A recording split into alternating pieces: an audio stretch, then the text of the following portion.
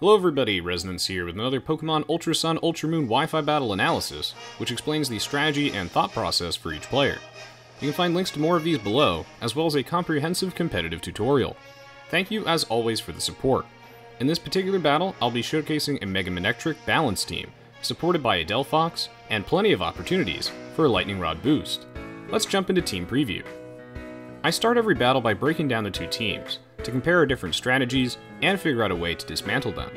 Taking a look at my team, Goodra, Ferrothorn, and Tapu Fini form my defensive core, and Manectric, Delphox, and Crawdaunt form my offensive core. I will be looking for opportunities to send out Manectric and have it Volt Switch out for chip damage, while disrupting their strategy with Tapu Fini and Delphox. Once their team is weakened, then Crawdaunt can come out to sweep any remaining low HP Pokemon. My opponent's team is a Mega Sableye team, with a ton of slow bulky Pokemon like Rhyperior and Rotom Wash. They are further bolstered by Tapu Bulu's passive HP regeneration, and Abomasnow's passive hail damage. I also cannot easily weaken this team, since Mega Sableye can reflect my status moves, including my Ferrothorn's Stealth Rocks or Manectric's Thunder Wave. Even if I do get up Stealth Rocks, Rotom Wash can remove it later with Defog. So how can I stand a chance against such a bulky team that is protected by Sableye and Tapu Bulu? Well, first I need to not make the mistake of leading with my Ferrothorn, since if he leads with Sableye, he will reflect the Stealth Rocks while also burning me with Will-O-Wisp. That's basically how I lose on the spot, by going for a predictable lead and falling right into his trap. Instead, I'm going to lead with my Tapu Fini, predicting his Mega Sableye, and I get it right. Tapu Fini's ability summons Misty terrain for 5 turns, which makes all status effects fail, and protects my team from Sableye's Will-O-Wisp. I also threaten him out with a Fairy-type Moonblast.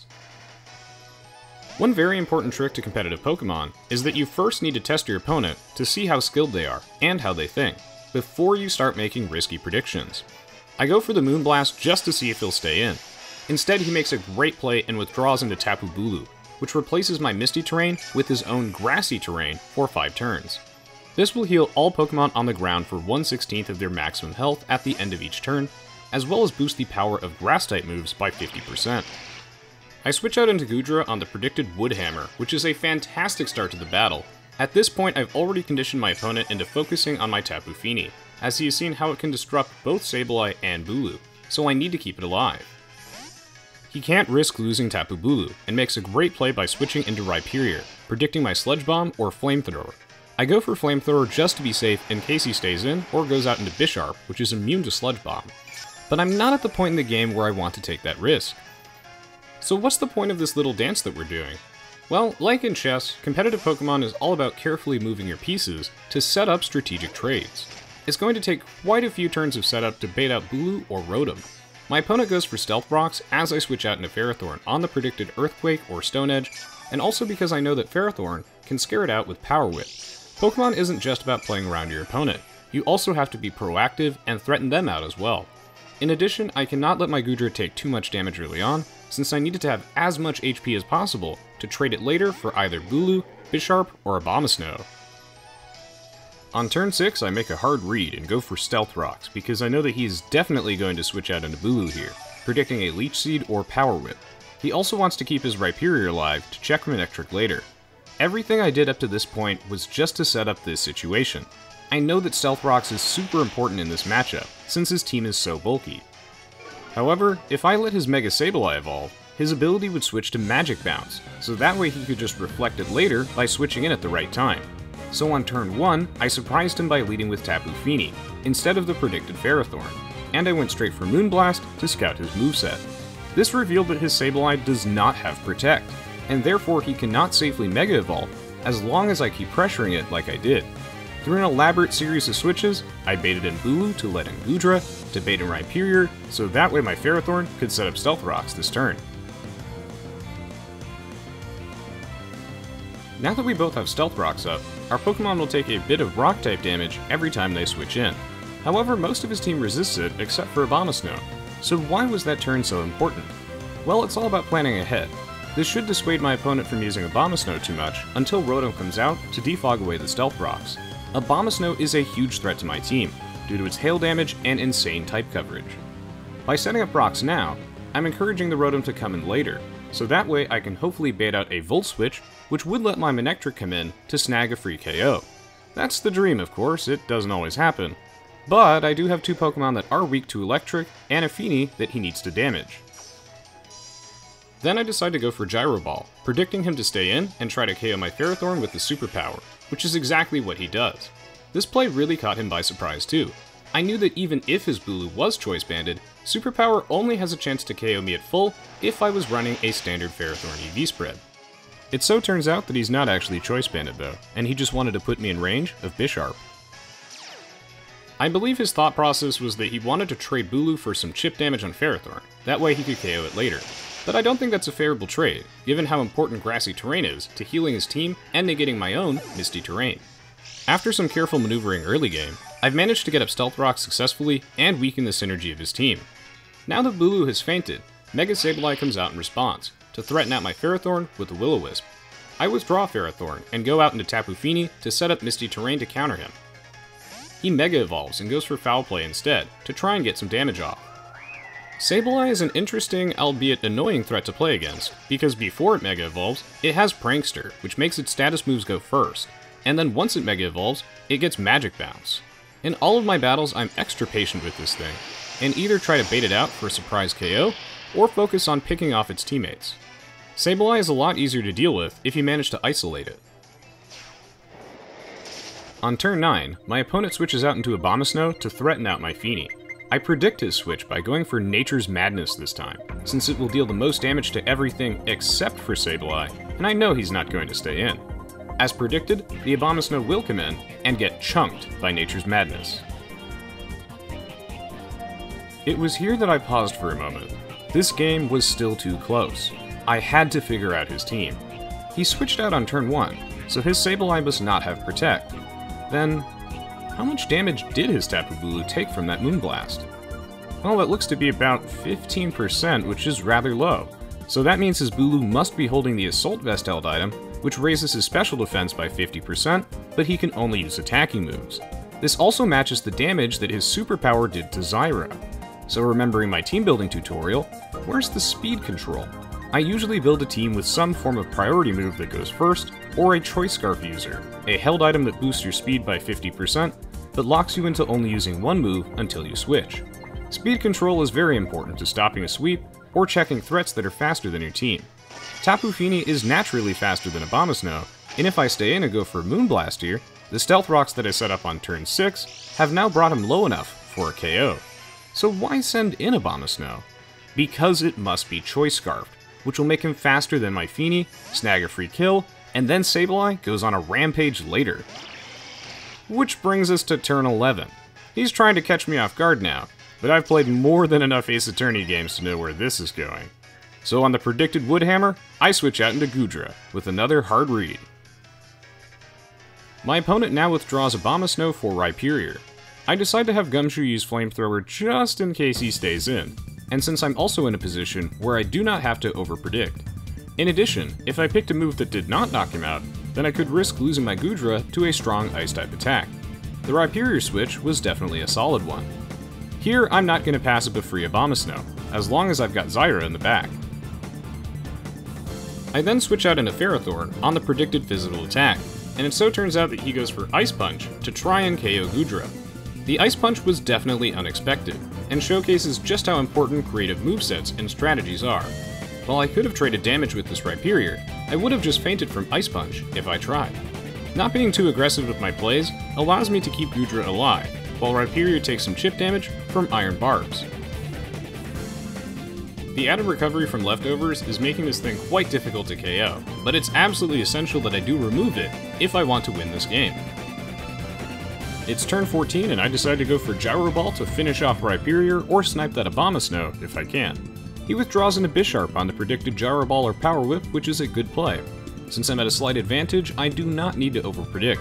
Sometimes it's fine to attack what's in front of you if you aren't actually risking anything. The Gyro Ball does very little damage to Bisharp, and on turn 15, the hail stops. Bisharp is quite the threatening Pokemon, and his primary win condition, so I will have to be extra mindful of how I deal with it. He goes for Iron Head, predicting my switch, but I decide to stay in and scout his moveset. I figured Leech Seed was a safe play, in case he tried to go for Swords Dance. His Bisharp actually flinches me, so my Leech Seed fails, but it's no problem. Taking a look at his team, I did wonder if he had a Z-move user. As I cover in my detailed tutorials, it's usually a good idea to have a Z-move when building your team, so I assumed that he had one there somewhere. Z-moves can only be used once per battle, but are extremely powerful attacks that can help break through tough walls, such as my Ferrothorn. He makes a good play by going for Black Hole Eclipse here, to finish off my Ferrothorn, giving him an opening for future attacks. I didn't want anything on my team to take this attack from Bisharp, so I was fine with trading Ferrothorn here, since it already set up rocks and took out Tapu Bulu. Now it's time for some more expanding brain. I send out Delphox while he sucker punches, which I predict, so I go for Will-O-Wisp, really catching him off guard. Sucker Punch always goes first, and would have KO'd my Delphox, but the move fails if I do not choose an attacking move. Burning Bisharp has its physical attack stat, so Delphox finally did something. Bisharp can now no longer reliably sweep my team with the Swords Dance.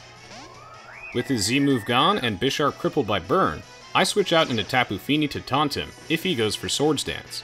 It also refreshes my Misty terrain, which can no longer be removed by Bulu. My opponent makes a solid play this turn by simultaneously switching into Rhyperior on the same turn. He knows I'm not going to Will-O-Wisp twice, in case he stays in, so Rhyperior should, in theory, wall my Delphox. The mind games continue into turn 19, as we both go for a simultaneous double switch. These are always a treat to see, so well played by my opponent here. I double switch into Goodra, while he also double switches into Rotom Wash. Let's quickly review this situation right before the Rotom switch happens. Looping back, I went out into Goodra to cover his Rhyperior, since now I'm comfortable with trading hits. Meanwhile, he goes out into Rotom Wash to try and damage my Tapu Fini with a super effective Volt Switch. We both withdraw at the same time, my Fini into my Goodra, and his Rhyperior into his Rotom. We're each trying to catch each other to secure a favorable matchup. Rotom Wash was a good double, since Volt Switch would cover anything I switch into, except for Manectric, but I'd never go into Manectric on a Rhyperior, and that's because Rhyperior walls Manectric completely, and could just KO me with an Earthquake. At this point I expect my opponent to Volt Switch out, since Goodra walls him. However, he goes for Will-O-Wisp with his Rotom to try and cripple something? I think he just forgot that Misty Terrain was up, and that's an unfortunate misplay which happens to everyone. It fails, and meanwhile I go for Dragon Pulse since it does the most damage, and with Bulu gone, he no longer has a Dragon immunity.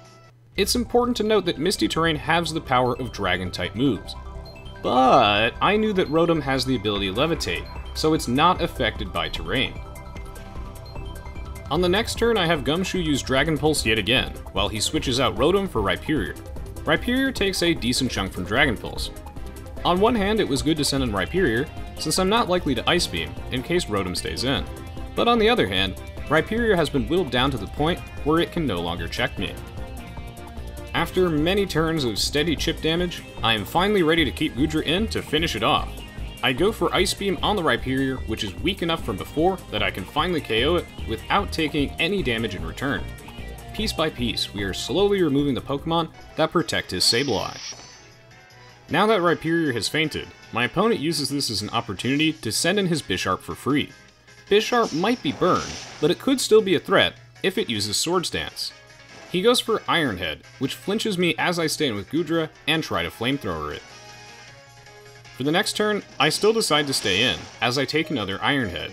This time I do not flinch, so I can KO it in return with Flamethrower. That's one more threat out of the way. I was comfortable with risking Goodra there, since I was likely to flinch only once, which I did, and I knew that I could live too. In the worst case where I do flinch twice, I can always finish Bisharp off with either Crawdaunt or Manectric. It's turn 25, and with Bisharp down, my opponent now sends in his Rotom Wash. This is a particularly interesting turn, since while Goodra is too low to be of much use, I decide to save it because it's low enough that it would get KO'd by a Volt Switch, so this is the bait that I've been waiting for. It is the dearest wish of Lord Highness that no one interferes. On the predicted Volt Switch, I send out Partizanne, my Manectric, which triggers the Lightning Rod ability, which boosts my special attack. I love it when this works. I now Mega Evolve for even more special attack, and with the Lightning Rod boost, I can now finally go for a super-powered Volt Switch. This completely obliterates the Rotom Wash, despite its respectable bulk. After the KO, I send out Delphox, while he sends out his Mega Sableye in response. We can see here just how important constantly applying pressure to a defensive team like this really is. I once again go out into Tapu Fini to restore my Misty terrain, and also predicting either a foul play or knockoff. I know that he won't go for Will-O-Wisp, since Delphox is immune because it's fire type, and at this point he's looking for a KO. Meanwhile, his Sableye does choose foul play to try and pick off my Delphox with a super effective attack. After seeing how little damage Fini takes from a resisted foul play, he switches out into Abomasnow for one last attempt at turning things around. His last hope is to catch me with a Wood Hammer, but I'm not about to let that happen. Abomasnow takes even more Stealth Rock damage on entry, while I Moonblast, in case he stays in. The combined damage is more than enough to knock it out, while leaving him with one final Pokemon. With Abomasnow down, my opponent no longer has any offensive threats remaining, and now must rely on Mega Sableye to win the game. But thankfully, I've kept the members of my team alive that I've needed to get this far, and so Sableye is not going to stop me. Mega Sableye is sent out, and we've finally cornered him. I can now Moonblast him safely. Notice how little damage it takes, though? That's Mega Sableye for you. Even a stab super effective attack can be shrugged off with its natural bulk. In addition, you can't easily weaken it with status effects, so this Pokemon is extremely difficult to KO, especially since its only weakness is Fairy. But that's why I went the extra mile to try and isolate it. For the last turn of the game, I have Espella go for one final Moonblast to finish him off. Mega Sableye is knocked out, and with that, the game is now over. Even though I ended this battle 5-0, it was much closer than it seems, and my opponent made some strong plays. I really wanted to showcase this battle because it is full of clever predictions. In addition, I actually got to use Mega Manectric to delete a Rotom, and also surprise my opponent with this particular Delphox set. Another interesting part is that with the very careful planning, I managed to win this battle without actually having to use my Crawdaunt, all thanks to Delphox and Mega Manectric. Overall, I like this team quite a bit compared to the previous one, since it's more well-rounded and can lead to some enjoyable pivots. I really hope that everyone enjoyed this Wi-Fi battle analysis. If you found it useful, please do let me know in the comments below. I'm always interested in your feedback and hearing what types of videos you'd like to see from me next. You can find links to more Wi-Fi battles in the video description and at the end of the video. There are also plenty of Pokemon tutorials on my channel, more to come, and as always, your support means a lot to me. Thank you so much for watching, and I'll see you all next time. GG, well played!